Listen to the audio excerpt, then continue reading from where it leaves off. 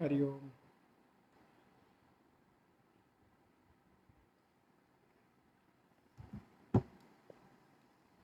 लता गोयल जी, अनिल जैन जी हरिओम, रेणु जी हरिओम, धर्मेंद्र जी मंगल हो हरिओम, सभी का स्वागत। पूनम जी हरिओम, अभिनंदन मंगल हो। तुंगना दुबे जी हरिओम, कीर्ति ऋषि जी मंगल हो हरिओम, जय सिया राम। बहुत बहुत अध्यात्म पथ आपका मंगल में हो पूनम जैन जी। और भी कोई जुड़ा हुआ है, उनके नाम यहाँ पे नहीं दिखा रहे हैं, कई सारे लोग हैं। सभी का अभिनंदन है, स्वागत है। हम लोग अपने सत्र में प्रवेश कर रहे हैं। भगवत पाद भगवान शंकराचार्य का ग्रंथ है साधना पंचकम। इसमें विगत कई दिनों से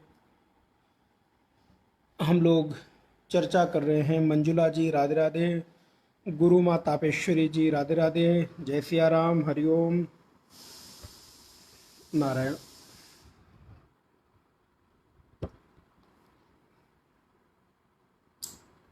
कल्पना जी हरिओम, जय सिया राम।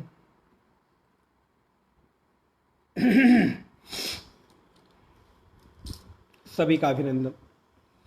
शांति मंत्र का पाठ। अग्रवाल साहब हरिओम, जय सिया राम। बहुत अच्छा, सुंदर। ओम सहनाववतु सहनौ भुनक्तु सह वीर्यं करवावहै तेजस्विनावधीतमस्तु मा विद्विषावहै। ओम शांति शांति शांति। सब ठीक है? आवाज़ वगैरह ठीक है? धर्मेंद्र जी, मनुजेंद्र जी हरिओम राधे राधे। सदाशिवसमारम्भां शङ्कराचार्यमध्यमाम् अस्मदाचार्यपर्यन्तां वन्दे गुरुपरम्पराम्। ईश्वरो गुरुरात्मेति मूर्तिभेदविभागिने व्योमवद्व्याप्तदेहाय श्रीदक्षिणामूर्तये नमः। भक्ति भक्त भगवंत गुरु चतुर नाम बपु एक, इनके पद वंदन किए नाशत विघ्न अनेक। मेरी भवबाधा हरो राधा नागरी सोय, जातन की झाई परत श्याम दुति होत। स्वामी मोहिन बिसारी हो चाहे लाख लोग मिल जाए, हम सम तुमको बहुत हैं तुम सम हमको नाय। नारायण।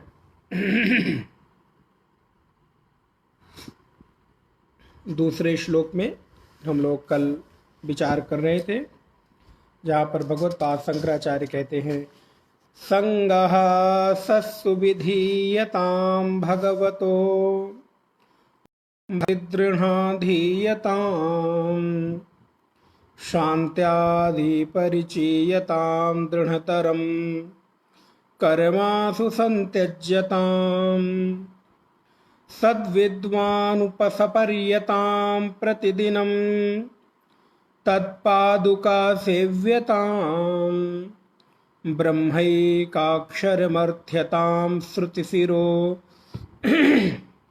वाक्यम समाकर्ण्यताम्। ये भगवत पाद शंकराचार्य कहते हैं दूसरे मंत्र में, जिसमें हम लोगों ने कल देखा संगः सस्सु विधीयताम, संत महापुरुषों का, आदर्श महापुरुषों का, सत्पुरुषों का साथ करें। भक्तो भक्ति दृढ़ाधीयताम, अपनी भक्ति को पुष्ट करें। और कल तीसरे साधन पर, दूसरे श्लोक के तीसरे साधन पर, शांत्यादि परिचीयताम दृढ़तरम, अपने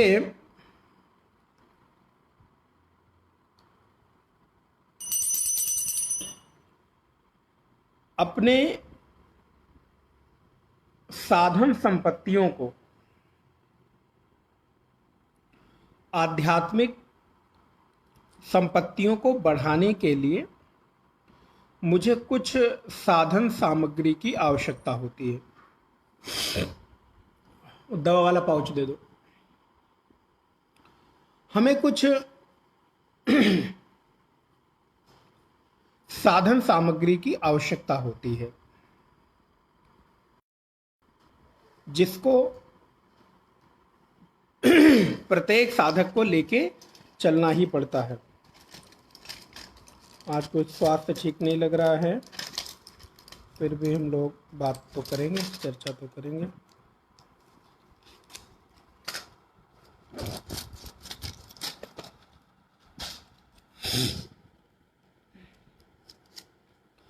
तो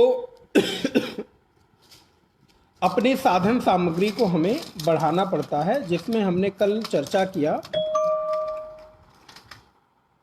शम दम उपरति तितिक्षा श्रद्धा और समाधान।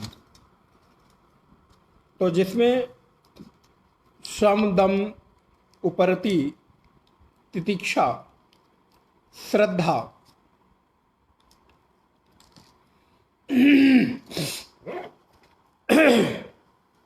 सॉरी आप लोगों को डिस्टर्ब हो रहा है।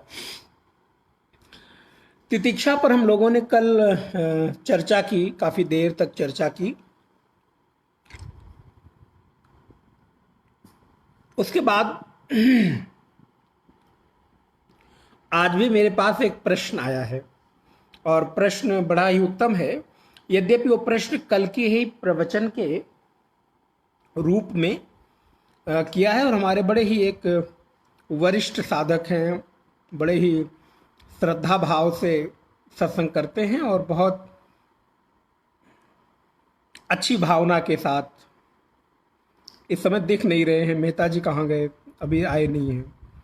तो ये मेहता जी का प्रश्न था, हमारे आदरणीय रमेश मेहता जी का, और गीता के 17वें अध्याय के तीसरे श्लोक का, जो कि कल हमने थोड़ा उल्लेखित किया था, लेकिन बीच में मुझे भी थोड़ा स्मरण नहीं आ रहा था पूरा श्लोक, तो जिसको उन्होंने आज दिन में हमें पूरा लिख के श्लोक नंबर सहित भेजा और उन्होंने आग्रह किया कि स्वामी जी इसकी व्याख्या आज अपेक्षित है। मैंने कहा अवश्य।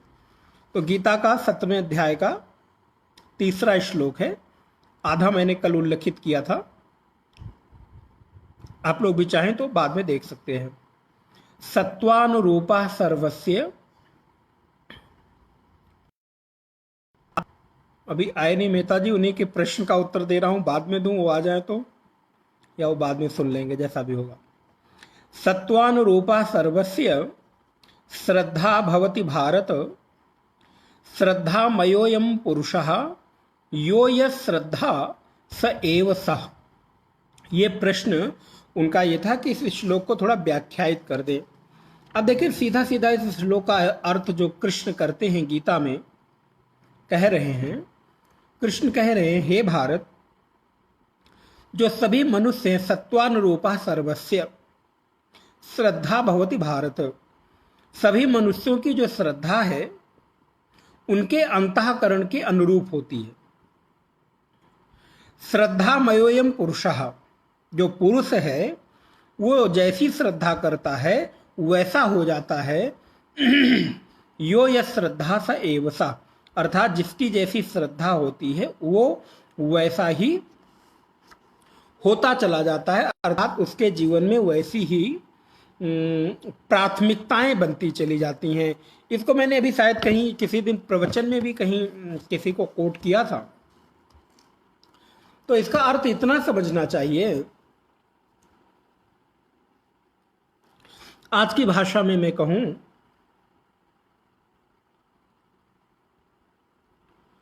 मेरा बिलीफ सिस्टम क्या है, मेरा जो बिलीफ सिस्टम है वो क्या है, अर्थात मैं कहां जाकर रुकता हूं, कहां जाकर टिकता हूं। जब कोई परिस्थिति आ जाती है,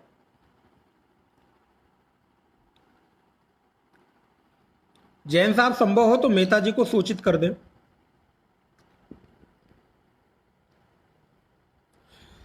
जब कोई परिस्थिति आ जाती है तो उस परिस्थिति के अनुरूप मैं किस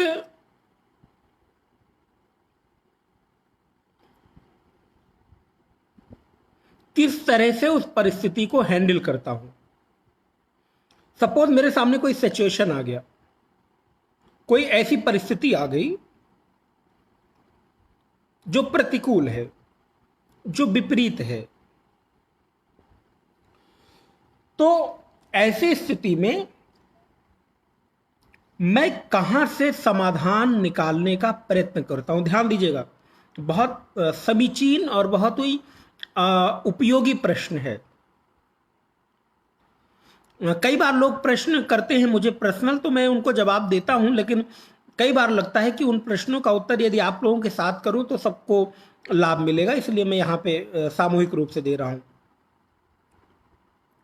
कृष्ण कहते हैं सत्वानुरूपः सर्वस्य श्रद्धा भवति भारत। हे भारत, भारत माने अर्जुन। एक बात और निवेदन करें, यहां पे बहुत सिंसियर लोग जुड़े हुए, मैं जानता हूं बहुत अच्छे अच्छे भक्त लोग जुड़े हुए हैं। गीता एक अनुसंधानात्मक ग्रंथ है। तो गीता के प्रत्येक श्लोक में, प्रत्येक श्लोक मतलब कई बार उस श्लोक में, जी स्वागत है मेहता जी, आप ही की प्रतीक्षा हो रही थी। उन श्लोकों में जहां जहां वासुदेव कृष्ण अर्जुन के नाम का संबोधन करते हैं, अर्जुन के नाम का उच्चारण करते हैं, आप ध्यान रहे प्रसंग के अनुरूप भगवान अर्जुन का नाम लेते हैं। थोड़ी आपकी एकाग्रता की अपेक्षा रहेगी। उस प्रसंग के अनुरूप भगवान अर्जुन के नाम का उच्चारण करते हैं। जैसे आप शुरू में चल के देखें तो दूसरे अध्याय में जहां पर क्षमता की बात आती है, बल की बात आती है, वहां बार बार भगवान अर्जुन के महाबाहु का प्रयोग करते हैं, अर्जुन का नाम प्रयोग करते हैं, पार्थ का नाम प्रयोग करते हैं, धनुर्धर का नाम प्रयोग करते हैं। पता है क्यों? क्योंकि व्यक्ति के मानसिक रूप से, साइकोलॉजिकल, नाम का बहुत प्रभाव पड़ता है।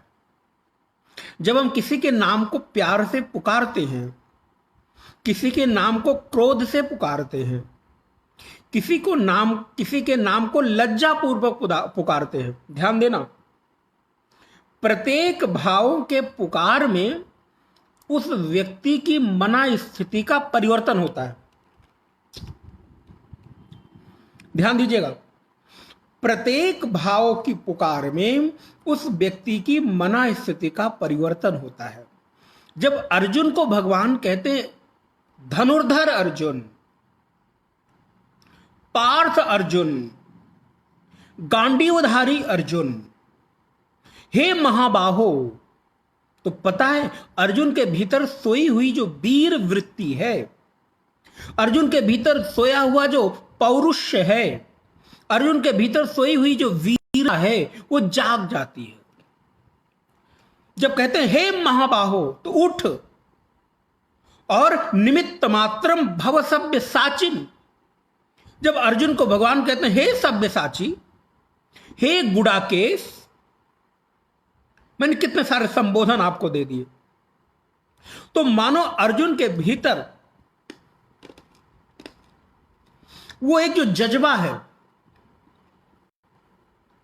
उसके भीतर एक जो वीर वृत्ति है वो जाग जाती है।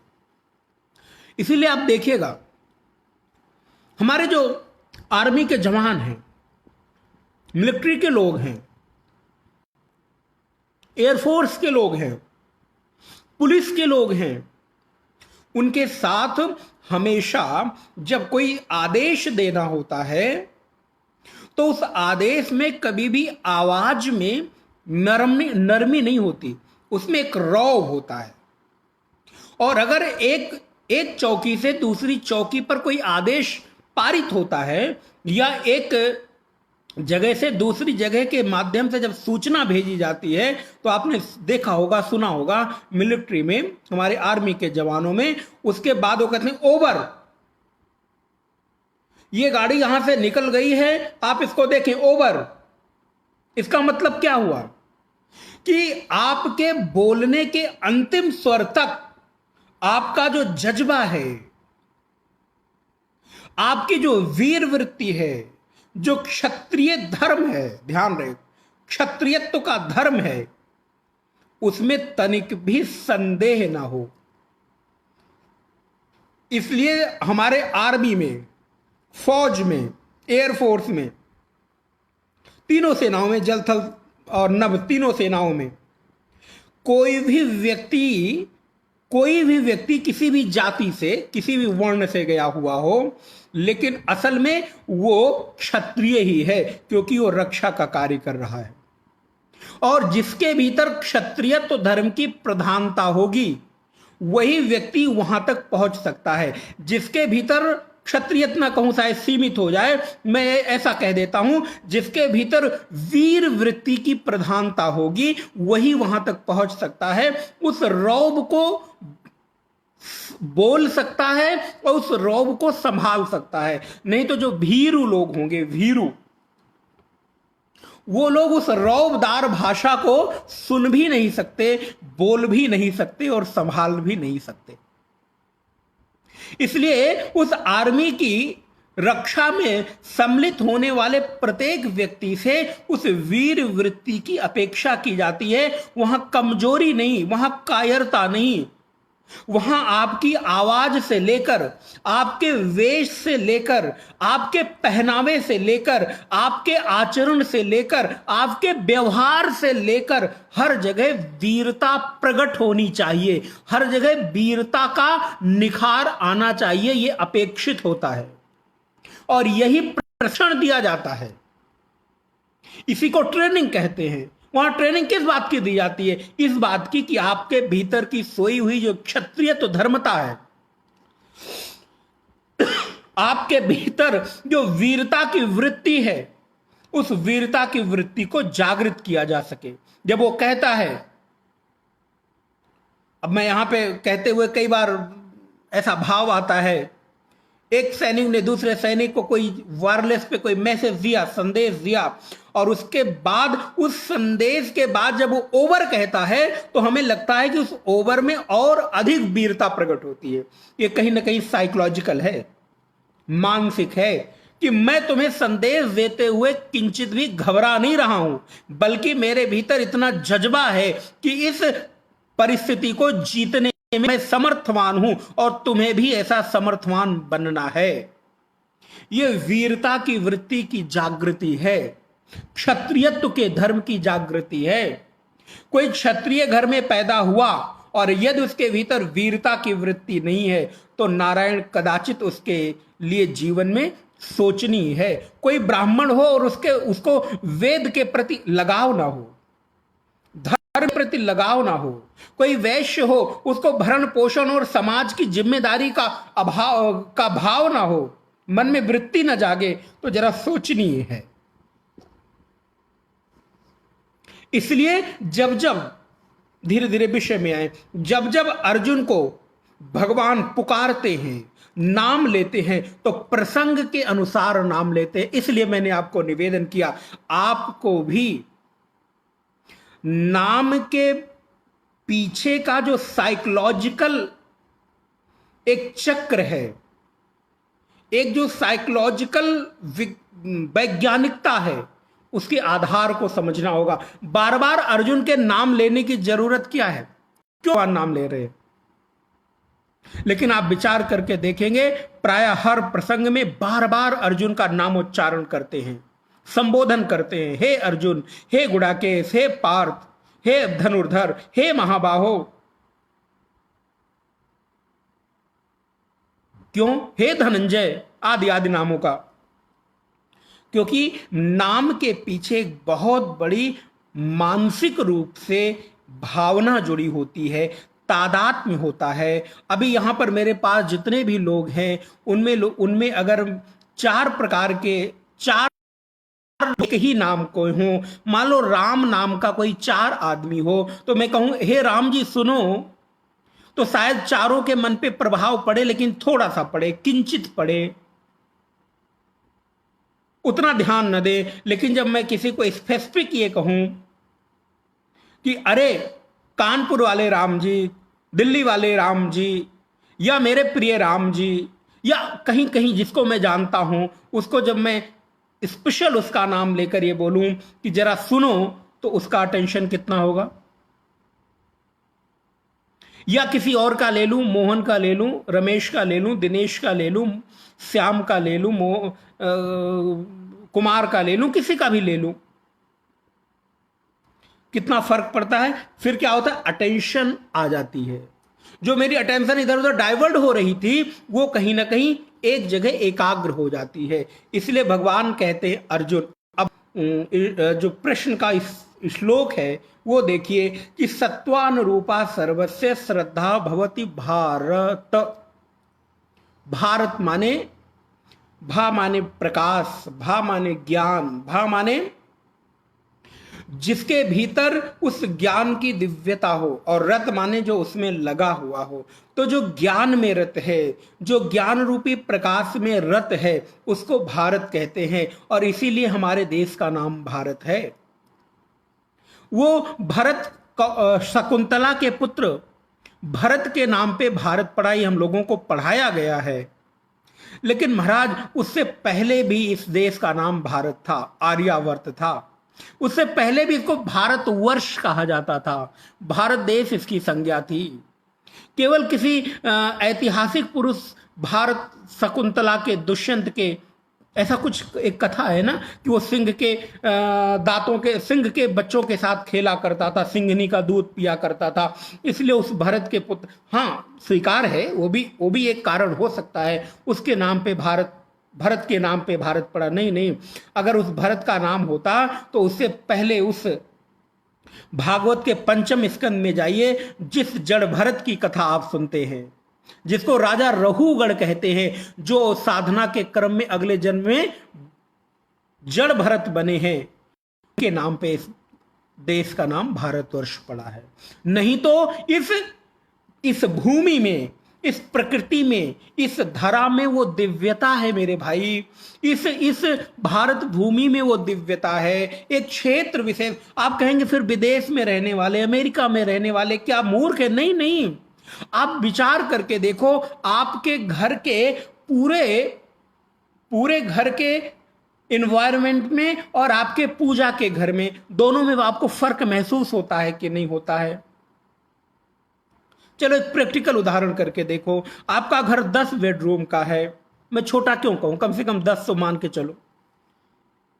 नहीं नहीं महाराज 10 का क्यों, आज के समय में 1 बेडरूम वाले बड़े सुखी हैं। पहले लगता था कि हमारा घर बड़ा छोटा है, लेकिन जब से खुद ही झाड़ू पोछा करना पड़ रहा है, सबसे लग रहा है हमारा घर बहुत बड़ा है, इससे भी छोटा होना चाहिए। खैर, तो आपके घर में 10 बेडरूम है, ड्राइंग रूम है, किचन है, डाइनिंग रूम है। वहां का वातावरण, वहां की दिव्यता, वहां की पवित्रता, और आप अपने पूजा कक्ष की पवित्रता, दोनों की पवित्रता, दोनों की एनर्जी, दोनों की सात्विकता को जरा एक बार मिला के देखिएगा, कहां आपको ज्यादा सुकून मिलता है। ठीक उसी प्रकार जब भारत भूमि दिव्य है, भारत भूमि पवित्र है, यह कहा जाता है, तो इसका मतलब यह है कि पूरा विश्व अपवित्र है, ऐसा नहीं कहने का उद्देश्य है। इसका कहने का उद्देश्य है जैसे आपका पूरा घर पवित्र है, लेकिन आपके प्रत्येक कमरे की वाइब्रेशन, प्रत्येक कमरे की ऊर्जा, प्रत्येक कमरे की दिव्यता, पवित्रता और शुद्धता अलग है, लेकिन पूजा घर की दिव्यता, शुद्धता और पवित्रता बिल्कुल अलग है। तो क्या इसका मतलब केवल आपके पूरे घर में पूजा घर ही बिल्कुल ठीक है, पवित्र है, और घर अपवित्र है, रहने लायक नहीं है? नहीं नहीं, रहने लायक है। आपका किचन भी भोजन बनाने लायक है, डाइनिंग भी करने लायक है, ड्राइंग भी बैठने लायक है, बेडरूम भी सोने लायक है, लेकिन पूजा घर की एक और ही कुछ बात है। ठीक उसी प्रकार ऐसा मान लो पूरा का पूरा विश्व, और उस विश्व में भारतवर्ष, जम्बू द्वीप, ये जो एक क्षेत्र है, आर्यावर्त मैं कह सकता हूं, वो भगवान की पूजा भूमि है, इस प्रकृति की पूजा भूमि है, पूजा कक्ष है, क्योंकि ये ज्ञान से रत है। इस दृष्टिकोण से जरा इसको विचार करिएगा। मानो पूरी की पूरी ब्रह्मांड की प्रकृति जो है, उस प्रकृति का जो पूजा कक्ष है, उपासन कक्ष है, वो ये भारतवर्ष है, जहां पर जन्म लेते ही बालक के भीतर, बालिका के भीतर दिव्यता, पवित्रता और ज्ञान की उस पवित्र धारा का आवाहन किया जाता है। जहां पर कहा जाता है, हम उस देश के वासी हैं जिस देश में गंगा बहती है, हम उस देश के वासी हैं जहां पर यमुना और सरस्वती और गंगा की त्रिवेणी का संगम होता है, हम वहां के रहने वाले हैं जिसके हिमालय की जो धारा है वो यहां पर खड़ी होकर इस भूमि की सुरक्षा में सदा सन्निहित है। सुरबाला देवी की प्रतिमा, बच्चा बच्चा राम है, ये गीत आपने सुना होगा। जन्म हमने बचपन में हम लोग जब पढ़ते थे तो एक इस प्रकार का नारा सुबह सुबह हम लोगों से लगवाया जाता था, जन्म जहां तूने पाया वो है भारत देश हमारा, उसकी रक्षा हम करेंगे हम करेंगे हम करेंगे। बचपन में ऐसा कुछ, क्योंकि सरस्वती से हमने पढ़ाई की है, सरस्वती शिशु मंदिर से, तो वहां पर इस प्रकार के हमको संस्कार मिले थे। जन्म जहां पर तुमने पाया वो है भारत देश हमारा, उसकी रक्षा कौन करेगा? हम करेंगे हम करेंगे हम करेंगे, ऐसे कहा जाता था। अन्न जहां का हमने खाया, वस्त्र जहां के हमने पहने, इस तरह की बातें क्यों? क्योंकि ये भारत भूमि, पूरी की पूरी भारत भूमि ऊर्जा और सकारात्मकता से, पवित्रता और दिव्यता से ओतप्रोत है। इसलिए जब अर्जुन को भगवान कहते हैं, हे भारत, ज्ञान में रत अर्जुन, प्रकाश में रत अर्जुन, उस दिव्यता और पवित्रता में रत अर्जुन, अरे अर्जुन तुझे चिंता करने की क्या जरूरत है? गीता पढ़िएगा जरा सम्यक दृष्टि से। तू तो उस दिव्यता और दैवी सद्गुणों को लेकर पैदा हुआ है। तेरे भीतर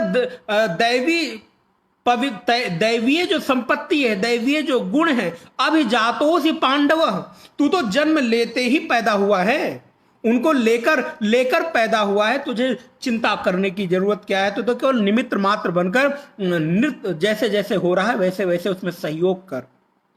तो जब यहां गीता के 17वें अध्याय के 3रे श्लोक में अर्जुन को भगवान कह रहे हैं कि सत्वानुरूपा सर्वस्य श्रद्धा भवति भारत, हे भारत, हे ज्ञान में रत अर्जुन, हे पवित्रता में रत अर्जुन, हे प्रकाश में रत अर्जुन, सुनो। इसका मतलब भगवान पता है क्या संकेत कर रहे हैं? इसका मतलब यह है कि तेरा जो मन है, तेरा जो चित्त है, वो उस पवित्रता में, उस ज्ञान के परम पावन भावों में निष्ठ है, जिसको मैं कह रहा हूं तो समझ पाएगा। इसका मतलब यह है कि जो आपको कहा जा रहा है वो जब तक पवित्रता की भावना नहीं होगी, दिव्यता की भावना नहीं होगी, हृदय में एक पवित्र भाव नहीं होगा, मन निर्मल नहीं होगा, तब तक इन भावों को ग्रहण नहीं कर पाएंगे। और यदि ग्रहण भी कर लिया मेरे भाई बहन, तो जीवन में उतर नहीं पाएगा। इसलिए सबसे पहले इन भावों को ग्रहण करने के लिए मन की निर्मलता अपेक्षित है। श्रद्धामयोयम पुरुषा, ये जो पुरुष है ना, अब इस पुरुष से मतलब केवल पुरुष जाति नहीं लेनी है, नहीं, कई बार माताएं आक्षेप करती हैं कि जहां देखो वहां शास्त्रों में केवल पुरुष केवल पुरुष केवल पुरुषों की बात कही गई, कहीं स्त्री नहीं लिखा, कहीं महिला नहीं लिखा। नहीं, पुरुष को केवल लिंग विशेष से जोड़कर मत देखो। इस पुरुष शरीर से केवल पुरुष की संज्ञा नहीं है, इस लिंग मात्र से पुरुष की संज्ञा नहीं है। पुरुष का तात्पर्य है पुरुषैनात, नवद द्वारे पुरे देही, इस 9 द्वार रूपी पुर में करने वाले प्रत्येक जीव को पुरुष कहते हैं, चाहे वो लिंग से स्त्री हो, पुरुष हो, अथवा अन्य कोई लिंग हो, तृतीय लिंग हो। यहां पर जीव दृष्टि से लिंग का निर्धारण नहीं होता, क्योंकि जीव का अपना कोई लिंग नहीं है, ना वो पुरुष है ना स्त्री है, वो तो अलिंग है। इसलिए जब गीता में बार बार भगवान कहते हैं कि हे पुरुष श्रद्धा, तो इसका मतलब ये बिल्कुल नहीं है कि यहां पर स्त्रियों की बात नहीं कही जा रही है, स्त्री विरोधी बातें कही जा रही हैं, या स्त्रियों की कोई महत्ता नहीं है। नहीं नहीं, यहां पर दोनों को बराबर, यहां पर जीव दृष्टि से की संज्ञा कही जा रही है। इसलिए यहां पर किसी लिंग विशेष का निर्धारण शरीर दृष्टि से ना करें, जीव दृष्टि से करें। तो इसलिए जितना अधिकार पुरुष का है हमारे शास्त्रों में, उतना ही एकाधिकार, जी हां एकाधिकार कह रहा हूं, जैसे आप पुरुष का एकाधिकार कहते हो, ऐसे ही स्त्री का भी एकाधिकार सारे हमारे शास्त्रों में है। वो भी अपनी भक्ति के लिए, अपने ज्ञान के लिए, अपने जीवन के परम चरम लक्ष्य प्राप्ति के लिए वो अपने इन शास्त्रों का जीवन में धारण कर सकती है, उनको स्वीकार कर सकती है। इसमें किसी की कोई मनाही नहीं है। अर्जुन को भगवान कहते हैं, अर्जुन श्रद्धा मयोयम पुरुषः, ये जो श्रद्धा में पुरुष है, यो यस श्रद्धा स एव सह, जिसकी जैसी श्रद्धा होती है वो वैसा ही हो जाता है। अब श्रद्धा के अर्थ को यहां व्यापक करना होगा। मैंने पहली लाइन आपको बोली थी, श्रद्धा का अर्थ है आपका बिलीव सिस्टम क्या है, आप कहां पर परिस्थिति का चाहते हो। आपके जीवन में कोई विपरीत परिस्थिति आ गई, आपके जीवन में कोई प्रतिकूल समय आ गया, कोई ऐसी सिचुएशंस आ गई जहां पर आपको दुखद अनुभव हो रहा है अथवा सुखद हो रहा है, ऐसी परिस्थिति में आप समाधान किस रास्ते से निकालते हो, यह आपकी श्रद्धा पर निर्भर करता है।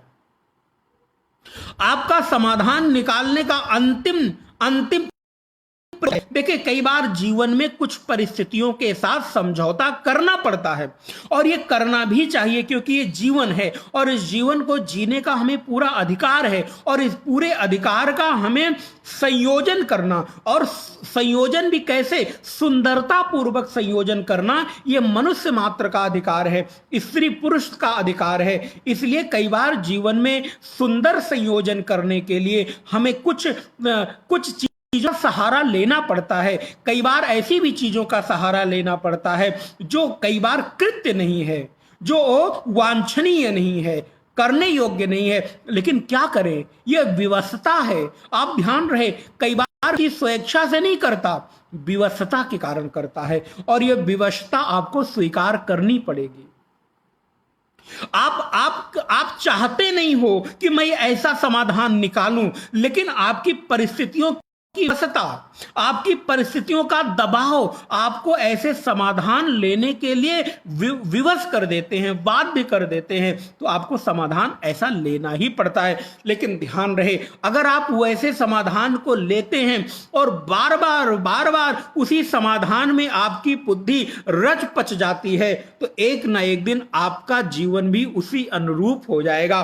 क्यों? क्योंकि अब आपने उसी विपरीत अवस्था को आपने समाधान का एकमात्र हेतु मान लिया है। नहीं, यदि कभी जीवन में विपरीत परिस्थिति आए, यदि जीवन में कभी ऐसा अवलंबन सहारा लेना पड़े जो वांछनीय नहीं है, ले लो और लेने के बाद छोड़ दो, उसी को फिर आप अपना अवलंबन मत बना लो, सहारा मत बना लो, उसी को समाधान मत बना लो। नहीं तो क्या होगा, वो आपके जीवन को बदल देगा, आपकी मान्यताओं को बदल देगा, आपके जीवन के प्रत्येक परिस्थिति के समाधान में आपको वही एक मार्ग सूझेगा। क्यों? क्योंकि कई बार गलत मार्ग, अधर्म का मार्ग सही मालूम पड़ता है, सही नहीं सहज मालूम पड़ता है, सरल मालूम पड़ता है। इसलिए अगर हमारी आदत पड़ जाएगी तो हर परिस्थिति में मैं वही मार्ग चुनूंगा, क्योंकि कई बार वो अधर्म का मार्ग मुझे सरल और सहज प्रतीत होता है।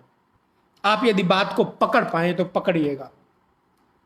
लेकिन विवशता के कारण, अगर किसी परिस्थिति के दबाव के कारण आप कभी किसी ऐसी अवांछनीय वस्तु का आलंबन ले लेते हो, समाधान का आलंबन ले लेते हो, जीवन की सच्चाई है, इसे स्वीकार करना पड़ेगा। क्योंकि आपको हर प्रकार की परिस्थिति के साथ आगे बढ़ना है, जीवन को सुंदरता पूर्वक बनाना है, संयोजन करना है। इसीलिए तो वो मार्ग बनाया गया। इसीलिए तो हमारे यहां दो प्रकार के मार्ग हैं, विधि और निषेध। इसी प्रकार के तो दो मार्ग हैं, प्रवृत्ति और निवृत्ति। यदि प्रवृत्ति मार्ग ना होती तो वो बनाया ही क्यों जाता। इसीलिए जीवन के संयोजन के लिए हमें दोनों मार्गों की आवश्यकता होती है। कई बार अनुकूल मार्ग भी चाहिए होता है और कई बार प्रतिकूल मार्ग भी हमारे लिए समाधान बनकर आता है। ध्यान रहे, कई बार शास्त्र के अनुरूप जो अधर्म है वो हमारे लिए समाधान बनकर प्रस्तुत हो जाता है, और कई बार मुझे उसका प्रश्रय लेना पड़ता है, और मैं आपको कह रहा हूं लेना भी चाहिए, लेकिन वो अंतिम समाधान ना हो। मैं पुनः पुनः हाथ जोड़कर कह रहा हूं, इसका मतलब हम आपको स्वतंत्रता दे रहे हैं, ये नहीं है। इसका मतलब केवल आपको तात्कालिक परिस्थितियों से निकलने के लिए यदि आपको कदाचित ऐसे मार्ग का सहारा लेना पड़े तो ले लो, लेकिन उसको अंतिम समाधान मत बनाओ। मैं 2-3 बार इस बात को दोहरा चुका, क्योंकि कई बार बात का हो सकता है कि गलत अर्थ निकल जाए, इसलिए मैं उसको क्लियर कर रहा हूं। क्यों? क्योंकि जीवन है ना, अनमोल है। ये जो क्षण है, ये जो समय है, ये जो जब निकल जाएगा तो इसको आप बनाकर भी क्या करोगे, रखकर भी क्या करोगे। यदि आपकी एक छोटी सी गलती आपके जीवन भर को बर्बाद कर दे, जीवन को उलझा के रख दे, तो आखिर ऐसे जीवन का भी क्या फायदा। इसलिए हमारे जीवन में यदि प्रवृत्ति कभी हमारे जीवन को सुंदर और सुभग बनाती हो तो ऐसी परिस्थिति का अवलंबन लेना मनुष्य मात्र का कर्तव्य है, लेकिन वो अंतिम ना हो, बार बार उसका अवलंबन न लिया जाए। इसीलिए तो अर्जुन को भगवान कहते हैं यो ये श्रद्धा स एव सा। अर्जुन, जिसकी जैसी श्रद्धा है, जो जैसा भाव करता है वैसा ही बनता चला जाता है। अब यहां पर श्रद्धा का अर्थ केवल और केवल आध्यात्मिक श्रद्धा से नहीं है। यहां पे श्रद्धा का अर्थ व्यापक है। यहां पे श्रद्धा का अर्थ विश्वास से है। यहां पे श्रद्धा का अर्थ आपके प्रेम से है। यहां पे श्रद्धा का अर्थ आपकी भक्ति से है। जिस व्यक्ति की जैसी श्रद्धा होती है वो वैसा ही हो जाता है। अब अगर हम विचार करके देखें तो श्रद्धा क्या है। श्रद्धा एक ऐसी बलवान चीज है, श्रद्धा एक ऐसी बलवती चीज है जो हम सबको मिली हुई है, जिसके सहारे से, जिसके बल से हम बहुत सारी विपरीत समाधान की परिस्थितियों में अपने जीवन को उज्जवल बना सकते हैं। उस उज्जवल बनाने की शक्ति और सामर्थ्य का नाम ही श्रद्धा है।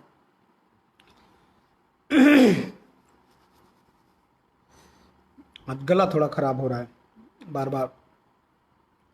हमारे जीवन में उस उज्जवल बनाने वाली सामर्थ्य का मुझे स्थान मिला हुआ है, उसी सामर्थ्य का नाम श्रद्धा है।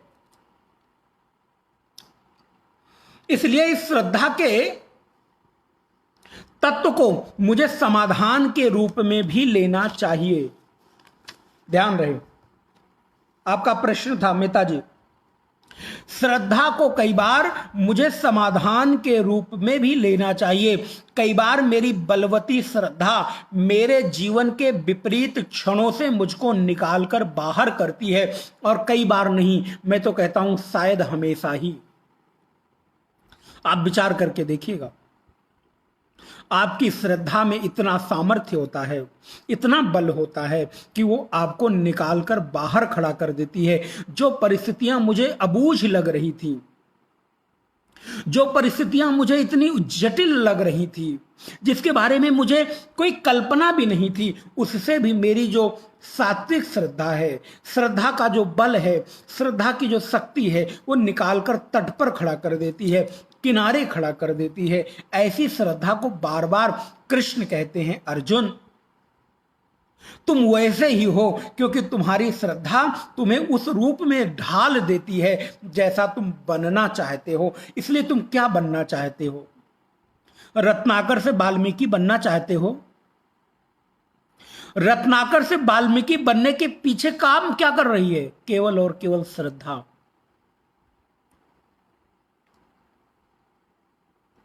अजामिल जैसे पंडित को भी भोगी बनाने के पीछे किस वृत्ति ने काम किया? उसकी श्रद्धा ने। आत्मदेव को भी एक महापंडित से महापतित तक की यात्रा, पछतावे तक की यात्रा को किसने उनको उस रूप में ले आकर खड़ा किया? उनकी श्रद्धा ने। गजेंद्र की श्रद्धा, ध्यान देना, ये सारी श्रद्धाएं, गजेंद्र की श्रद्धा इतने आकंठ डूबे हुए जल में भी उसको सुरक्षा प्रदान करती है। ये गजेंद्र की श्रद्धा है। ग्राह पैर खींच रहा है, लेकिन फिर भी गजेंद्र की श्रद्धा ने उसको खड़ा रखा, डूबने से बचाया, मृत्यु से बचा लिया। प्रहलाद की श्रद्धा, प्रहलाद की श्रद्धा, असुर खानदान में जन्म लेने के बाद भी, राक्षसों के बीच में रहते हुए भी प्रहलाद भक्त बनकर बाहर निखरते हैं। हाथी के पैर के नीचे कुचलते जाने के बाद, पहाड़ों से गिराने के बाद, आग में जलाने के बाद भी प्रहलाद की श्रद्धा है जो उन्हें मुस्कुराते हुए भगवान की भक्ति में तल्लीन करती है। ध्रुव की श्रद्धा है कि एक छोटे से बालक को उस अटल पद की प्राप्ति कराती है जिसकी मां कहती है, बेटा अगर तुझे अपने बाप की गोद में बैठना है, पिता की गोद में बैठना है, तो ऐसे पिता की गोद में बैठ जिस पिता की गोद में बैठने के बाद कभी नीचे ना उतरना पड़े। अरे इस लौकिक पिता की गोद में क्या बैठेगा, आज बैठेगा कल उतार दिया जाएगा। ऐसी पिता की गोद में बैठ जो तुझे कभी उतरने के लिए विवश न करे। ये ध्रुव की श्रद्धा ने ध्रुव को अटल पद और आज भी चमकते हुए सितारे के रूप में प्रतिष्ठित कर दिया। ये क्या है? ये ध्रुव की श्रद्धा है, अजामिल की श्रद्धा है, आत्मदेव की श्रद्धा है। और एक उदाहरण दूं, लिख लेना मेरे भाई, ये मीरा की श्रद्धा है कि जो ललाते हुए विष को भी अमृत बनाने की क्षमता रखती है। उस क्षमता का नाम है श्रद्धा। उस क्षमता का नाम है श्रद्धा। के भीतर की जो शक्ति है वो मीरा को विष को भी अमृत बना देने की क्षमता रखती है। इतनी विपरीत परिस्थिति में भी विष का प्याला राणा ने भेजा, पीवत मीरा हासी रे, मेरे तो गिरधर गोपाल, मेरो तो गिरधर गोपाल, दूसरों न कोई। इतनी विपरीत परिस्थिति में भी जो महारानी है, जो कभी किले के बाहर निकली नहीं है, जो घूंघट को कभी उठाने की प्रथा को उसने आज तक अपनी दादी नानी और मामी को देखा नहीं है, वो मीरा भी श्रद्धा के बल पर आज भक्तिमती बन गई है। किस किस की श्रद्धा का वर्णन किया जाए? बाली की श्रद्धा, थोड़ा दूसरी ओर भी चलें, बाली की श्रद्धा राम को विवश करती है और राम को भी यह कहना पड़ता है, बाली यदि कहो तो मैं तुम्हारे प्राणों को यहीं स्थिर कर दूं, अमर कर दूं, कहो तो तुम्हें जिंदा कर दूं। बाली कहता है, अरे प्रभु, जन्म जन्म मुनि जतन कराही, अंत राम कहीं आवत नाही। ऐसा बानक बन गया है, ऐसी परिस्थिति बन गई है, उसमें आप कह रहे हो कि मैं आपके प्राणों को स्थिर कर दूं? नहीं नहीं प्रभु, अब नहीं चाहिए। यह श्रद्धा का परिणाम है,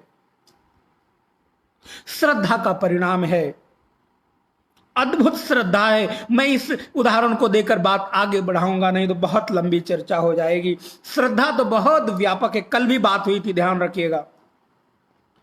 श्रद्धा, अरे उस वृद्धा सबरी की, उस भीलनी की श्रद्धा पर कभी विचार करें, उस भीलनी सबरी की श्रद्धा को कभी विचार करके देखें।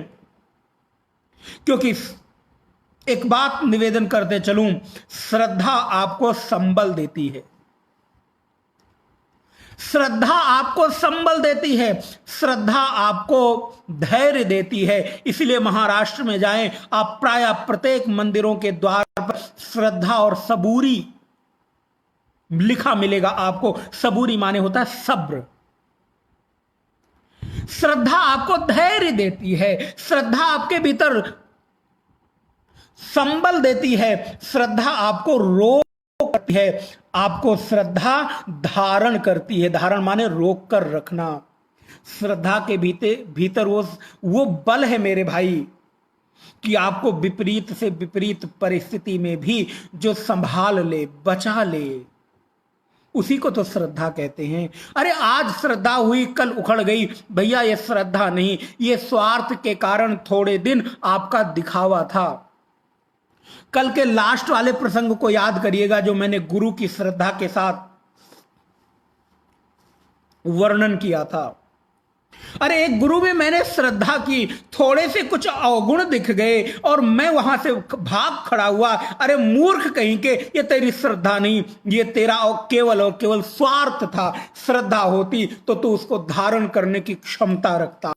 श्रद्धा सामान्य चीज नहीं है, श्रद्धा बहुत उत्कृष्ट चीज है। श्रद्धत्ते धातु से बनता है, जो धारण करने की क्षमता रखे, धारण करने का सामर्थ्य बढ़ाए। इसलिए श्रद्धा रूपी कर्म। एक बात और, कई सारे उदाहरण दिए, लेकिन आप उस भीलनी की श्रद्धा पर, उस सबरी की श्रद्धा पर, उस सबरी के धैर्य पर, उस सबरी के सब्र पर एक बार विचार करके देखोगे तो आपकी और हमारी श्रद्धा कितनी न्यून है हमें समझ में आएगी।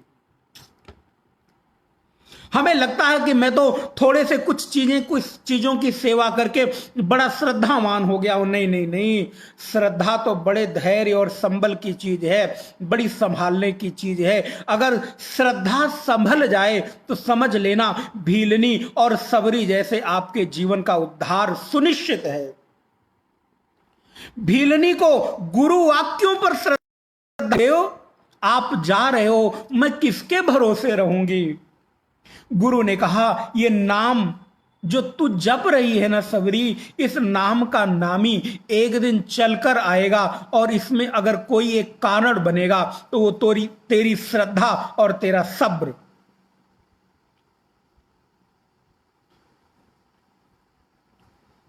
और ध्यान रहे, श्रद्धालु कभी अपने श्रद्धे में, संभालिएगा, श्रद्धालु कभी अपने श्रद्धे में श्रद्धा के संबल से परिवर्तन नहीं चाहता। कई बार श्रद्धालु अपने श्रद्धा का संबल लेकर श्रद्धे में परिवर्तन करना चाहता है। यदि ऐसा कोई श्रद्धालु है तो जरा उसकी श्रद्धा सोचनी है। श्रद्धे में परिवर्तन का नाम श्रद्धा नहीं है। मैं बहुत बड़ा श्रद्धालु हूं और मैं परिणाम में अपने श्रद्धे को बदल देना चाहूं, नहीं नहीं, मेरा श्रद्धे जैसे है, जो है, जैसी उसकी वाणी है, भाषा बोली है, जैसे उसके जीवन का व्यवहार है, वैसा अगर मुझे स्वीकार है, तब तो श्रद्धा का बल आपका काम करेगा।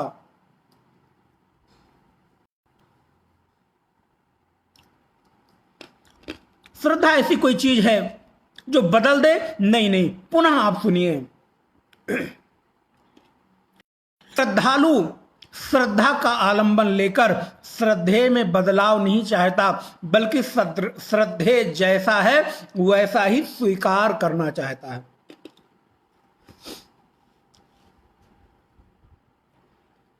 क्या मेरे भीतर जैसा मेरा श्रद्धेय है वैसे स्वीकार करने की क्षमता है कि नहीं है? तो अर्जुन को भगवान कह रहे हैं, यो ये श्रद्धा स एव सा। अर्जुन, जो जैसी श्रद्धा करता है वैसा ही बन जाता है। श्रद्धा के बहुत सारे रूप हो सकते हैं। अब इस पर मैं बहुत ज़्यादा चर्चा नहीं करूंगा क्योंकि विषय बहुत आगे बढ़ जाएगा। बस एक बात कहूंगा, जहां पर श्रद्धा और प्रेम का योग है वहां पर भक्ति हो जाती है। जहां पर श्रद्धा और प्रेम का योग होता है वहां पर भक्ति हो जाती है। और श्रद्धा सदा हमेशा अपने से ऊपर में होती है, नीचे में नहीं होती। श्रद्धा में सदा आदर है, श्रद्धा में सदा महत बुद्धि है, श्रद्धा में सदा पूज्य बुद्धि है। बस इतनी बात कहूंगा, जिसमें आपकी पूज्य बुद्धि है वही आपका श्रद्धेय है। अब आपकी पूज्य बुद्धि सत्य में है, असत्य में है? यहां किसी व्यक्ति से मत लो, गुरु से मत लो, भगवान से भी मत लो, सिद्धांतों से लो। क्या आपकी श्रद्धा सत्य में है कि असत्य में है? आपकी पूज्य बुद्धि धर्म में भी, धर्म की अधर्म में है, ये आपकी श्रद्धा का रूप निर्धारण करेगा। लेकिन जहां श्रद्धा और प्रेम मिल जाए, स्नेह मिल जाए, वहीं पर भक्ति सिद्ध हो जाती है।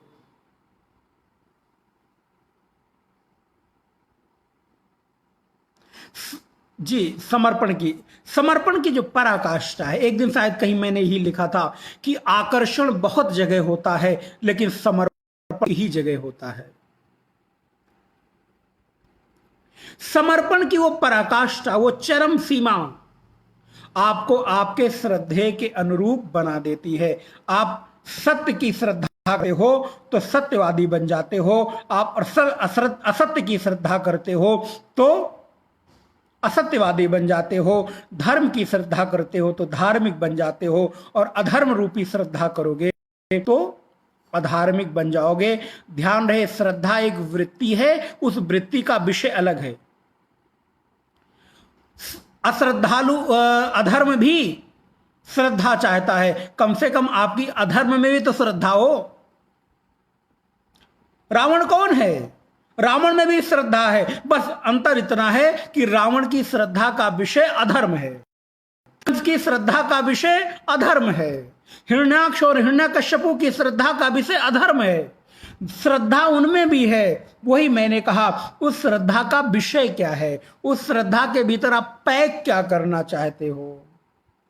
भैया एक बोतल है, उस बोतल में चाहे शराब मदिरा पैक कर दो और चाहे उसके आप अमृत भर दो, जल भर दो, शरबत भर दो, कोई मिष्ठान का पेय पदार्थ भर दो, जो मर्जी आए भर दो, बोतल तो एक ही है।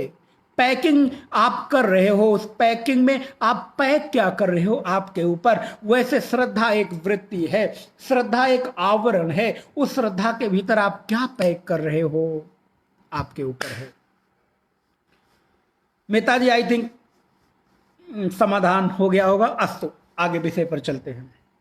तो कल हम लोगों ने देखा, भगवत्पाद शंकराचार्य कहते हैं, संगः सत्सु विधीयताम अपचिति कामे मतिस्त्यज भगवतो भक्ति दृढ़ाधीयताम शांत्यादि परिचीयताम कर दृढ़तरम कर्मासु संत्यज्यताम। शम दम उपरति तितिक्षा श्रद्धा और समाधान, इन संपत्तियों को लेकर आगे बढ़े और इन संपत्तियों के साथ हम अपनी साधना को आगे बढ़ाएं। सर्वप्रथम क्या करें? सर्वप्रथम आपको सत्कर्म, अपने कर्म को सत्कर्म बनाना है, और सत्कर्म के बाद चित्त की शुद्धि को संपादित करने के लिए आपको आराधना करनी है। आराधना के द्वारा आपको अपने भगवान में दृढ़ भक्ति रखनी है, अपनी चित्त को संभालना है। ध्यान रहे, कई बार लोग कहते हैं महाराज बहुत साधना करते हैं, बहुत भजन करते हैं, लेकिन आप लोगों जैसा आनंद नहीं मिलता। तो एक बार बड़ा सुंदर दृष्टांत गुरुजी ने सुनाया। बोले एक बार मैं किसी के यहाँ चाय पीने जा रहा था, तो जब घर पहुंचा तो बड़े ही सुंदर तरीके से सजा धजा के चाय की जो प्लेट ट्रे है वो ले आके रखी गई, प्लेट बढ़िया सजा के रखा गया, और महाराज कप में चाय डाल के मेरे सामने प्रस्तुत की गई। और जैसे ही कप से मैंने एक सिप लिया तो मैंने कहा चाय तो फीकी है, चाय में चीनी तो नहीं है। तो जो यजमान परिवार था, भक्त परिवार था, जो अपने घर चाय पीने के लिए बुलाया था, उसने कहा नहीं नहीं महाराज, आपको मालूम नहीं है, चाय में चीनी तो है, लेकिन आपने उस चीनी को हिलाया नहीं है। वो चीनी नीचे कप में बैठ गई है, आपने हिलाया नहीं, इसलिए चीनी का स्वाद आपको नहीं आया, चाय में मिठास का अनुभव नहीं हुआ। कुछ बात समझ में आई, पकड़ में आई? चाय के कप में चीनी तो है, नीचे बैठी है, हिलाने की क्रिया नहीं की, हिलाने की प्रक्रिया नहीं की, वो जोर नहीं लगाया जो चाय की चीनी को हिलाता और चाय को मीठी बना देता और आपके स्वाद को बढ़ा देता। हमें लगता है कि आप लोगों को ये दृष्टांत कुछ अपने जीवन के साथ जोड़कर रखना चाहिए। सबके भीतर अंतःकरण में सच्चित आनंद रूप वो परमात्मा बैठा हुआ है भैया, लेकिन हमारे अंतःकरण में बैठे हुए नीचे उस पेंदी में कप के जैसे चीनी बैठी है, वैसे ही सच्चित आनंद रूप इस अंतःकरण में बैठा हुआ है। लेकिन हमने उसको साधना के मथानी से मथकर हिलाकर उसका सिप नहीं ले रहा हूं, उसका एंजॉय नहीं कर रहा हूं, आनंद नहीं कर रहा हूं। आप जरा एक दिन हृदय को मथो और मथकर जरा सिप लेना शुरू करो, आपको देखो खुद से ही कितनी मिठास आएगी।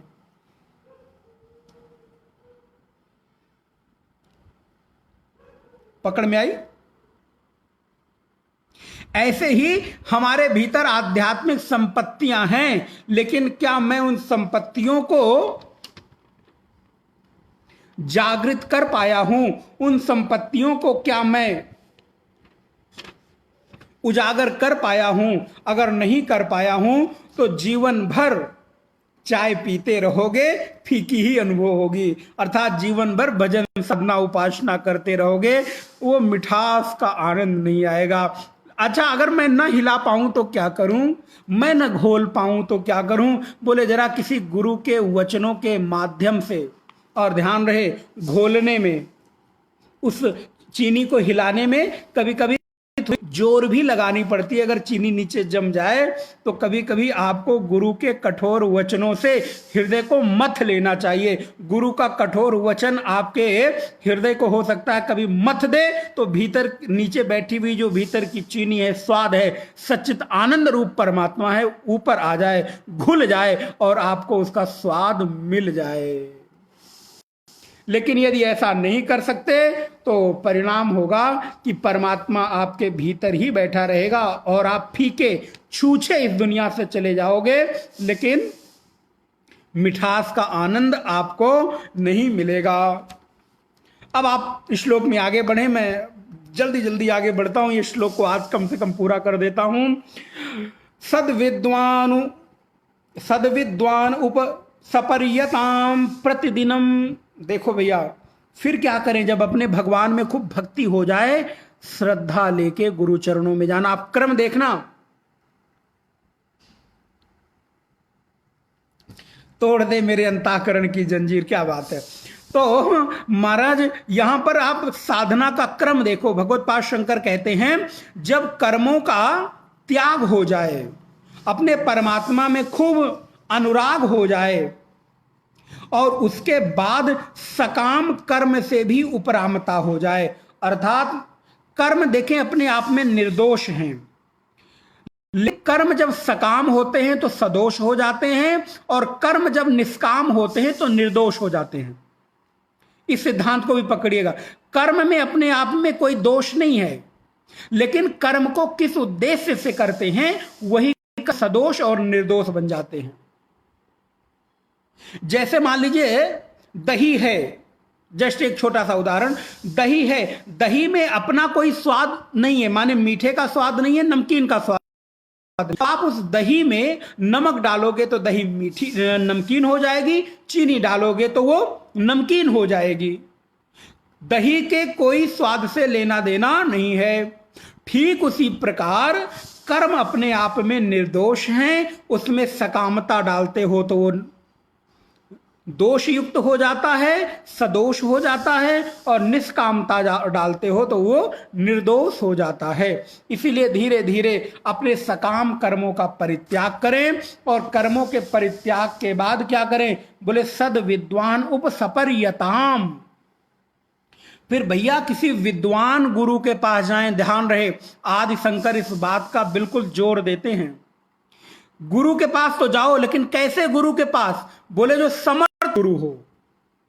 समर्थ गुरु कहां से लाऊं, बोले जो शास्त्रों का पंडित हो, जिसने श्रुति परंपरा से वेदों का अध्ययन किया हो, जो श्रोत्रिय और ब्रह्मनिष्ठ हो, जो वेद वेदांतों को उपनिषदों को पढ़ने और पढ़ाने में समर्थवान हो, ऐसे गुरुओं के पास जाओ।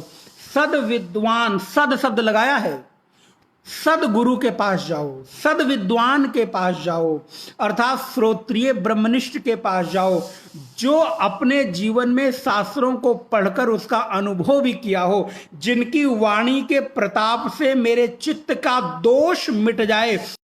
गुरु के चरणों में जाकर उपसपर्यताम, वहां बैठो, उनके निकट जाओ। और जाने के बाद क्या करें, बोले जाने के बाद उनकी शरण में उनसे निवेदन करें, प्रार्थना करें समर्पण के साथ। गीता का वह श्लोक याद रखिएगा,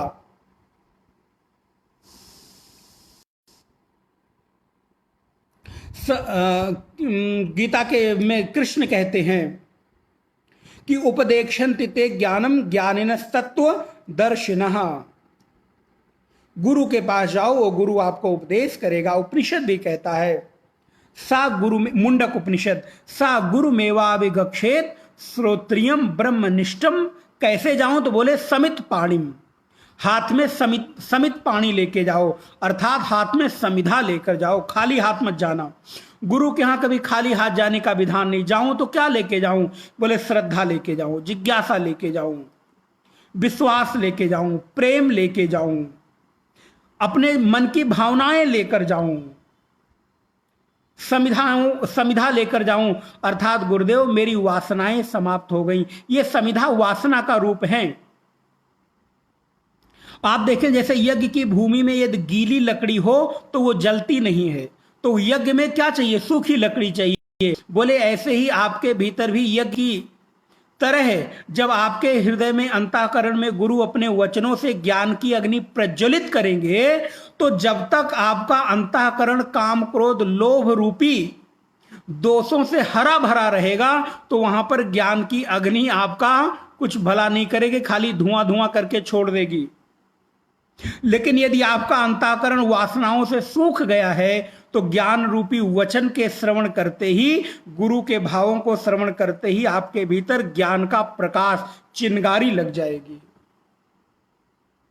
सद विद्वान उपसपर्यताम। फिर क्या करें, गुरु की शरण में जाने के बाद क्या करें, बोले तदपादुका सेव्यताम। उनकी पादुकाओं का सेवन करें, चरण पादुका का उनके सेवन करें। अब ध्यान रहे कितने दिन करें, 1 दिन 2 दिन, बोले नहीं। आप श्लोक देखिएगा, उसके आगे लगाए प्रतिदिनम तद पादुका सेव्यताम। भैया यहां पर प्रतिदिन की अपेक्षा है। तो बोले महाराज आप तो वहां रहते हो, आपकी पादुका का सेवन कैसे करें? बोले गुरु की पादुका का सेवन ये नहीं कि उनके चरणों को केवल सेवा करनी है, नहीं नहीं, चरण सेवा का तात्पर्य है गुरु के आचरण को स्वीकार करना। ध्यान रहे, गुरु के आचरण को स्वीकार करना ही चरण सेवा है। गुरु का जैसा आचरण हो वैसा ही उनके चरण चिन्हों पर, चरण पग पर चलकर, पग चिन्हों पर चलकर मैं भी अपने जीवन को वैसा ही बनाऊं। यही है तद पादुका सेव्यताम। उनकी पादुकाओं का सेवन, उनके सिद्धांतों का सेवन केवल पैर दबाने भर से नहीं होगा। हाँ वो भी एक सेवा है, लेकिन केवल वही सेवा नहीं है, बल्कि उनके सिद्धांतों का, उनके आचरण की सेवा ही पादुका की सेवा है। एक बड़ी सुंदर बात किसी ने कही, बोले जिसका आचरण श्रेष्ठ होता है उसी का चरण पूज्य होता है। इसलिए गुरुओं के चरण पूजा की बात कही गई। क्यों? क्योंकि उनका आचरण पवित्र है। तो यदि आपको चरण पूज्य बनाने हैं तो अपने आचरण को श्रेष्ठ बनाना होगा। तो तद पादुका सेव्यताम, ऐसे गुरु के शरण में जाए। मैंने कल आपको प्रॉमिस किया था कि मैं गुरु तत्व पे थोड़ा बात करूंगा, लेकिन आज समय नहीं है मेरे पास बात करने का, पुनः कभी चर्चा करेंगे। तद पादुका सेव्यताम, उनकी पादुकाओं का सेवन करें, नहीं तो ये श्लोक रह जाएगा, 2-3 दिन हो गए हैं। और उसके बाद श्री शंकराचार्य भगवान कहते हैं कि ब्रह्मैकाक्षर, एक एक साधना इतनी उत्कृष्ट और निर्मल यहां बताई कि बताइए, ब्रह्मैकाक्षर समर्थ्यताम, जो ओम एक अक्षर है उसकी उपासना करें, ओम रूपी एकाक्षर की उपासना करें। ब्रह्म एकाक्षर जो है उसकी उपासना करें, उसके अर्थ पर चिंतन करें। ब्रह्मैकाक्षर, ब्रह्म का जो एकमात्र अक्षर तत्व है वो है ओम, और ओम के अर्थ पर विचार करें। श्रुति सिरो वाक्यम समाकर्ण्यताम, क्योंकि समस्त श्रुतियों का एकमात्र जो सार है वो ओम ही है। और ऐसे वेदांत वाक्यों का श्रवण करें। तो आज यहां पर तीसरे श्लोक की जो तीसरा है, दूसरे श्लोक की साधना, 8 साधनाएं हैं वो पूरी हुई। सबसे पहला है सत्पुरुषों का साथ करें, दूसरा है भगवान में दृढ़ भक्ति रखें, तीसरा है शांति आदि गुणों की वृद्धि करें, चौथा है सकाम कर्मों का त्याग करें, पांचवा है सत्पुरुषों और विद्वानों का के पास जाएं, उनकी पादुकाओं का सेवन करें और ओम की उपासना करें और वेदांत के वाक्यों का श्रवण करें। इस प्रकार यहां पर यह साधना बताई गई। अब कितनी साधना हो गई? 16 प्रकार की साधना का वर्णन कर दिया गया, 8 पहले श्लोक में और 8 दूसरे श्लोक में। इस प्रकार हम लोगों ने दूसरा श्लोक यहां पर देखा। यद्यपि ओम तत्व पर खूब सुंदर चर्चा हम करने का मन है, लेकिन हम देखेंगे कल, अगर भगवान ने प्रेरणा दी तो कल हम देखेंगे। अब भगवत्पाद भगवान शंकराचार्य कहते हैं कि सबके साथ एक क्रम है। गुरु के पास जाओ तो क्या करो? बोले गुरु के पास जाने के बाद उनकी पादुका का सेवन करें। बोले महाराज पादुका का सेवन करते करते बोर करें? तो बोले धीरे से उनसे पूछ लेना, गुरुदेव ओम की उपासना क्या होती है, ये ओम में मन को कैसे लगाऊं? तो फिर सेवा करते करते ओम का उपासना भी प्रारंभ हो जाएगा। और ये भैया सन्यास की एक तरह से रूपरेखा है। और एक बात बताऊं, पहले के समय में शिष्यों को आश्रमों में सेवा की एक बहुत बड़ी अवसर दिए जाते थे। सेवा के बाद मिला हुआ जो ज्ञान है वो टिकता है, बिना सेवा के मिला हुआ ज्ञान केवल डेटा हो जाता है, इंफॉर्मेशन हो जाती है, इससे ज्यादा कुछ नहीं होता। सेवा से पवित्र हुआ अंतः जब ज्ञान को धारण करता है तो वो ज्ञान हृदय में टिकता है। नहीं तो केवल आप एक इंफॉर्मेशन डेटा कलेक्ट करके अपने आप को पूरा कर लोगे और आप उसी डेटा को ज्ञान समझने लगोगे। नहीं नहीं, डेटा कभी ज्ञान नहीं होता, इंफॉर्मेशन केवल ज्ञान नहीं होती। इंफॉर्मेशन जस्ट एक जानकारी है, जस्ट एक आपके जीवन की साधना को बढ़ाने का है।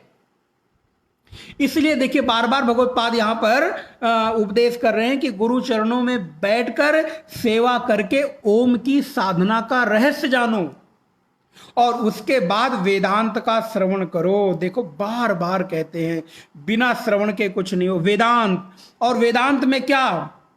अद्वैत वेदांत। जी हां, डंक की चोट पर यह बात कही जानी चाहिए। अद्वैत वेदांत के श्रवण के बिना किसी का भला हो नहीं सकता। एक ना एक दिन आपको इस मार्ग पे आना ही होगा। आज नहीं आओ, अगले जन्म में आओ, लेकिन आना ही पड़ेगा, क्योंकि इसके अलावा और कोई उपाय इस विश्व में है ही नहीं मुक्ति का। वेद के अंतिम वाक्य तो यही घोषणा करते हैं और हम लोगों को तो पूरा भरोसा है। और भगवत पाद की बड़ी कृपा है कि उन्होंने हमको, हम लोगों को, आप सबको भी ये अवसर प्रदान किया है कि अपने सिद्धांतों को जानने, सुनने और श्रवण का अवसर दे रहे हैं। इसीलिए हमें अपने उस ओम की मैं थोड़ी सी व्याख्या आपको बता दें। ओम में 3 अक्षर है, आ, उ और मा। आ ये उ तेजस और मा प्राज्ञ का, अर्थात जागृत, स्वप्न और सुसुप्ति के प्रतीक हैं ये 3, विश्व, तेजस और प्राज्ञ। और बोले महाराज आप एक चीज भूल गए, क्या? बोले ओम के ऊपर वो बिंदी भी तो लगती है, अमात्रा जो है, ये जो अमात्रा है यही तुरी है, यही चतुर्थ है, यही निर्वाण है। इसलिए अगर किसी वेदांतक को आलंबन लेना है तो ओम के अलावा और किसी का आलंबन उसके लिए श्रेष्ठ नहीं है। और यही जागृत, स्वप्न, सुसुप्ति से निकला हुआ चौथा जो है वही आप हो। थोड़ी सी चर्चा कर लेते हैं। जागृत में है ना आप लोग, स्वप्न में कौन जाता है? क्या जागृत संसार स्वप्न में जाता है? क्या स्वप्न का संसार सुसुप्ति में जाता है? क्या स्वप्न और सुसुप्ति का संसार जागृत में आता है? महाराज अगर ऐसा होता ना तो कोई आदमी अपनी तिजोरी की चाबी छोड़कर नहीं जाता। स्वप्न और सुसुप्ति में जाने के बाद सारी की सारी तिजोरी, सारे के सारे हीरे और जवाहरात यहीं छूट जाते हैं। स्वप्न में आप संसार की एक तिनके की चीज नहीं ले जा सकते हो। ध्यान देना मेरे भाई बहन, बहुत सुंदर चर्चा है। स्वप्न और सुसुप्ति में आप जागृत की एक चीज नहीं ले जा सकते। महत्वपूर्ण से महत्वपूर्ण चीज इतना ही छोड़ो, आप सुसुप्ति की उस गहरी निद्रा में अपने बगल में आपके बेड पर सोए हुए पति अथवा पत्नी की यादें आप सुसुप्ति में नहीं ले जा सकते। आप उसको भी वहीं भूल जाते हो। जिसके बिना आपको चैन नहीं आता वो भी आपका साथ वहां पर स्वप्न और सुसुप्ति में नहीं देता। कई बार अगर वो आपका साथ देता तो बगल में सोए होने के बाद भी आप स्वप्न में डरते नहीं। कई बार स्वप्न में आप डरते हो, भयभीत होते हो, घबराते हो, लेकिन वहां पर आपका कोई सहयोग नहीं करता, कोई साथ नहीं देता। घर में 10 लोग सोए हैं, लेकिन उस स्वप्न में जो स्ट्रगल चल रहा है, उस स्वप्न में जो आप एक दूसरे के साथ लड़ रहे हो, झगड़ रहे हो, या वहां पर दूसरी दुनिया क्रिएट कर रहे हो, वहां जागृत का कोई भी एक आदमी नहीं है, कोई नौकर नहीं है, कोई चाकर नहीं है, कोई संबंधी नहीं है।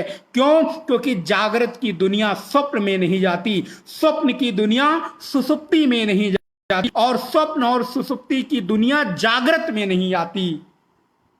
लेकिन कोई एक है जो तीनों में आता जाता है। कौन है वो? आप मेरे प्यारे लोग हो जो सुन रहे हो, वो आप लोग हैं जो भी सामने दिख रहे हैं। मैं किन के नाम लूं? धर्मेंद्र जी, रेणु जी, लता जी, सुनीता जी, अनिल जैन जी, वसुंधरा जी, नीलम जी, मेहता जी, मंजुला जी, कितने सारे लोग दिख रहे हैं, बहुत सारे लोग, मनोजवेंद्र भी। भैया आप वहां बैठ के सुन रहे हो, क्या जागृत की कोई दुनिया स्वप्न में जाती है? स्वप्न में दुनिया का निर्माण किया, स्वप्न में आपने पूरे संसार का निर्माण किया, लेकिन क्या संसार के उस निर्माण को आप सुसुप्ति में ले जाते हो? नहीं नहीं, सुसुप्ति में जाते ही संसार, स्वप्न का सारा संसार छूट जाता है। अच्छा, जब स्वप्न और सुसुप्ति से जब जग के जागृत अवस्था में आते हो तो क्या वहां का कुछ लेकर आते हो? लेकिन कौन ऐसा है जो तीनों में बराबर है? शिवेंद्र जी भी हैं, ऋषि कीर्ति भी हैं। कौन ऐसा है जो तीनों अवस्थाओं में जाता है आता है? आप हो जो तीनों, मैं बात को विस्तार न करूं, आप हो जो तीनों अवस्थाओं में समान रूप से जाते हो आते हो। ध्यान रहे, आप अवस्थाओं में जाने आने वाले हो, आप अवस्था नहीं हो। पकड़ लेना, जो हमारे पहले के वेदांत के साधक हैं, कई सारे लोग हैं वेदांत के साधक, पकड़ लेना इस बात को कि आप उस जागृत स्वप्न सुसुप्ति में नहीं जाते आते, क्योंकि आप उस जागृत स्वप्न सुसुप्ति का हिस्सा हो, आप वो अवस्था नहीं हो। विष्णु जी भी आगे,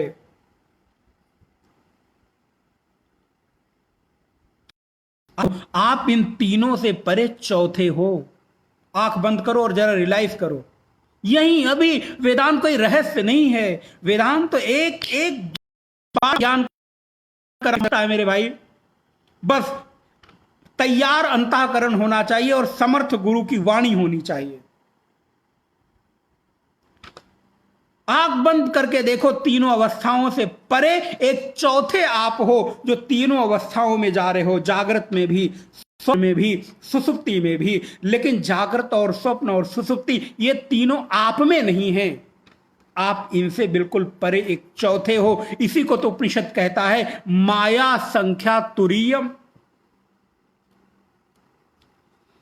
इससे यह सिद्ध होता है कि मैं किसी अवस्था का अंग नहीं हूं, अवस्था में मैं नहीं हूं, बल्कि ये सारी की सारी अवस्थाओं का मैं दृष्टा हूं, साक्षी हूं, इनसे परे हूं।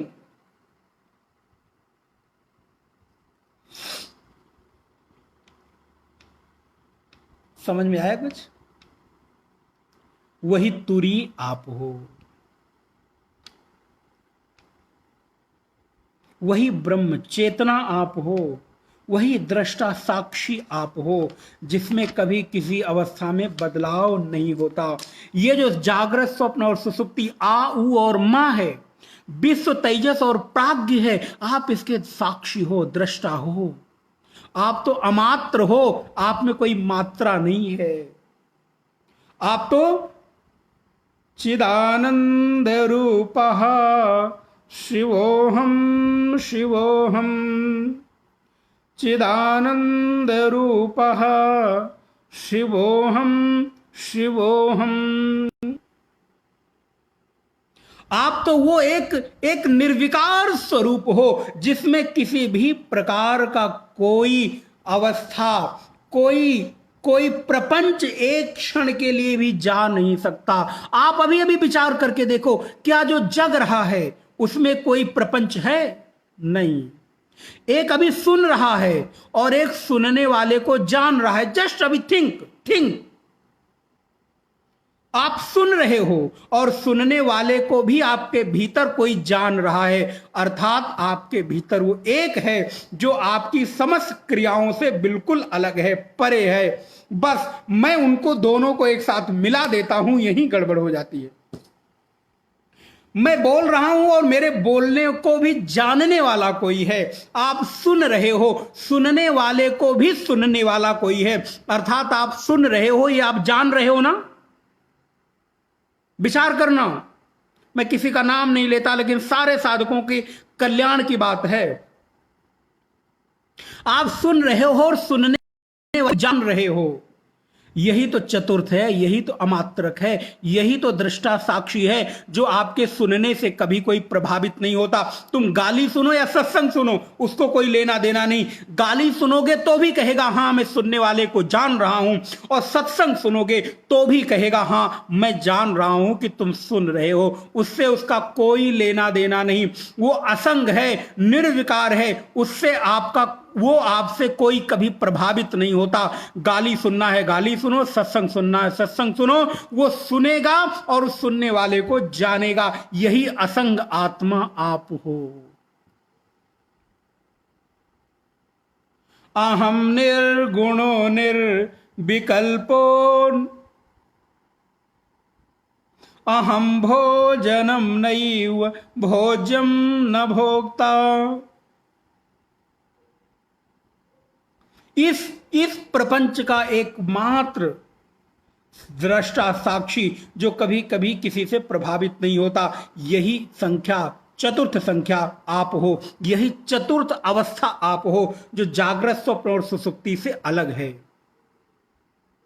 आप अभी यहीं बैठे हुए बस इस रियलाइजेशन को आपको केवल कंटिन्यू करना है। इसीलिए एक शब्द लिखा प्रतिदिनम, एक दिन नहीं, 2 दिन नहीं, पादुका सेव्यताम। गुरु के वाक्यों को, गुरु के वचनों को, शास्त्रों के तात्पर्य को रोज आपको सुनना है, रोज आपको धारण करना है, रोज उन सिद्धांतों पर चलने का प्रयत्न करना है। अर्थात सतत ये प्रक्रिया चलती रहनी चाहिए।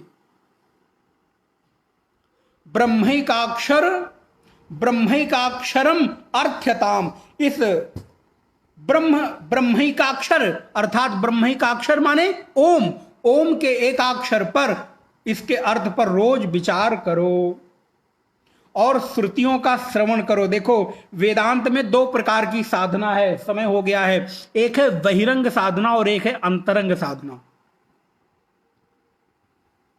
एक है बहिरंग साधना और एक है अंतरंग साधना। अंतरंग साधना का हिस्सा है आत्मा व अरे द्रष्टव्य, श्रोतव्य, निधिध्यासितव्य, अर्थात श्रवण मनन निधिध्यासन। ये अद्वैत वेदांत की अंतरंग साधना है और ये बहुत बड़ी साधना है। खाली मुंह से, जिह्वा से गाना, गुनगुनाना, नाचना, ये तो बड़ी बहिरंग साधना है। इसमें कौन सी बड़ी बात है। लेकिन कई बार कुछ लोग कहते हैं लड्डू बन जाना और लड्डू खाना, दोनों में आप क्या करना चाहोगे। कई बार मनुजेंद्र आप सुनना, कई बार लोग कहते हैं आप लड्डू बनना पसंद करोगे कि लड्डू खाना पसंद करोगे। अरे भैया मैं लड्डू बनकर लड्डू खाना पसंद करूंगा। यह है अद्वैत वेदांत। ना मैं लड्डू छोड़ रहा हूं खाना और ना लड्डू बनना छोड़ रहा हूं, बल्कि मैं लड्डू बनकर लड्डू खा रहा हूं। कई बार हमारे लोग इस दृष्टांत को देते हैं, अरे महाराज आप लड्डू बन गए माने भगवान बन गए, ब्रह्म बन गए, इसमें क्या आनंद है। अरे आप लड्डू खा के देखो, उसकी मिठास को देखो, चख के देखो, बड़ा आनंद आता है उसको दूर से देखने में, स्वाद लेने में। अरे भैया मैं लड्डू छोड़ नहीं रहा हूं, मैं लड्डू बन ही रहा हूं, लड्डू खा भी रहा हूं। कब? लड्डू बनकर लड्डू खाने का जो मजा है वो अद्भुत है, क्योंकि खाते हुए उनके जो इंग्रेडिएंट्स है, उनकी जो चीजें हैं वो आपको पता होंगी, नुकसानदेह क्या है और फायदेमंद क्या है। इसलिए लड्डू बनकर लड्डू खाओ, यह है वेदांत, यह है चतुर्थ, यह है ब्रह्मैकाक्षरम अर्थ्यताम श्रुति शिरो वाक्यम समाकर्ण्यताम। जहां वेदांत का डिमडिम घोष होता है वहां पर कोई टिकता नहीं, इसलिए वेदांत नाद कहते हैं, वेदांत का डिमडिम घोष कहते हैं, वेदांत को केसरी कहते हैं। जिस जंगल में वेदांत रूपी केसरी गर्जना करता है वहां पर सारे और वाद अपने आप अपनी अपनी जगह ले लेते हैं। इन चीजों पर कभी कभी चर्चा करते नहीं है, बस मन आ गया तो कभी 1-2 लाइन बोल देता हूं। वेदांत को इसलिए वेदांत घोष कहते हैं, नाद कहते हैं, केसरी कहते हैं। जब वेदांत केसरी गर्जना करता है तो कोई सामने टिकता नहीं है। इसलिए तीनों अवस्थाओं से परे आप चतुर्थ हो, जिसकी कोई मात्रा नहीं, आप अमात्रक हो। इसीलिए तो इसको ब्रह्म का एकाक्षर कहा गया, इसी को एकाक्षर मंत्र कहते हैं। यही बीजाक्षर है, पूरे वेदों का बीज अक्षर ओम है, प्रणव है। महर्षि पतंजलि योग सूत्र में कहते हैं तस्य वाचका प्रणवः, उस प्रणव का वाचक है, उस ब्रह्म का वाचक है ये प्रणव। इसीलिए वेदांत की दो प्रकार की साधना, अंतरंग और बहिरंग। अंतरंग साधना है श्रवण मनन निधिध्यासन। श्रवण से ही वेदांत शुरू होता है, श्रवण से ही साधना शुरू होती है, और ध्यान रहे भक्ति से ही, श्रवण से ही भक्ति की जागृति होती है। फिर भागवत में चलो। भागवत को क्यों द्वैतवादी बना देते हो? भागवत को केवल क्यों भक्तिवादी बना देते हो? भागवत को केवल लोग नाचने गाने तक सीमित कर दे। चलो भागवत से दृष्टांत देता हूं। भागवत तो अद्वैत वेदांत का सिद्धांत प्रतिपादित करता है।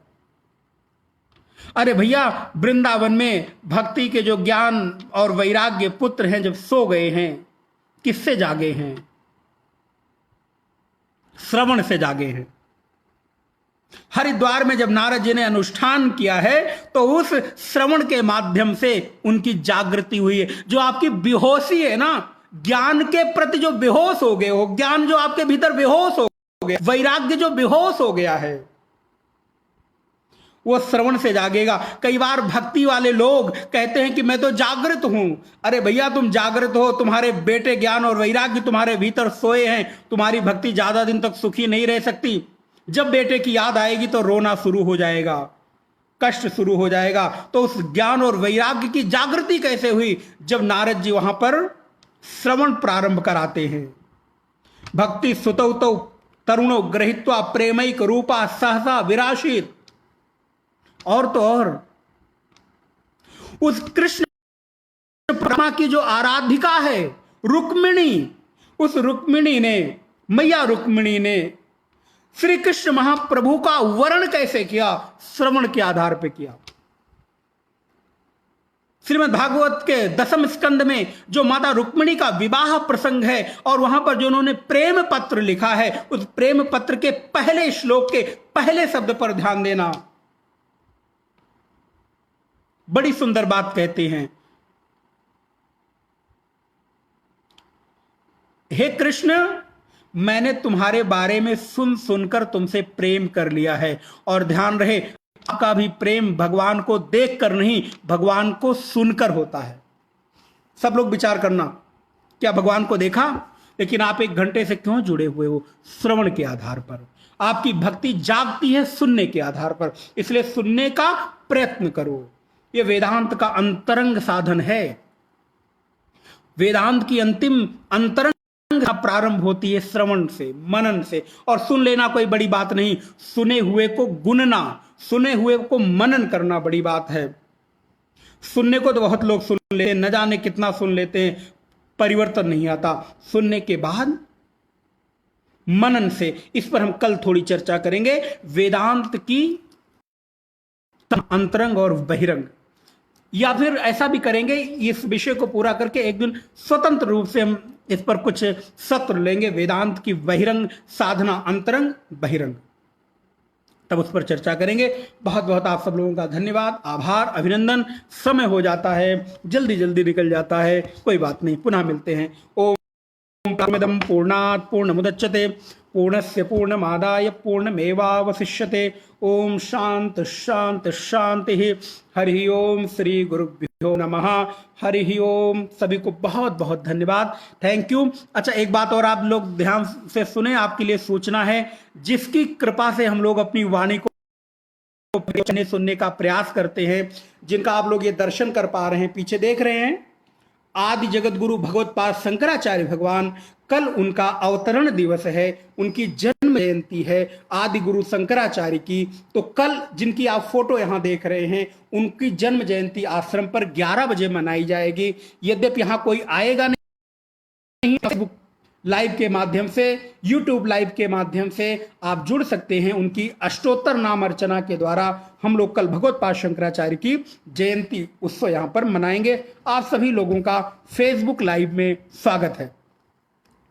ओम शांति शांति शांति। हरि ओम। श्री गुरुभ्यो नमः। ओम। अभिनंदन। सभी का धन्यवाद। रेणु जी थैंक यू, पूनम जी हरिओम, राजेश्वरी जी हरिओम, रेगमी जी हरिओम, विपुला जी हरिओम, रवि प्रकाश जी हरिओम, गणेश जी हरिओम, बिट्टू जी हरिओम। बिट्टू भैया कैसे हैं?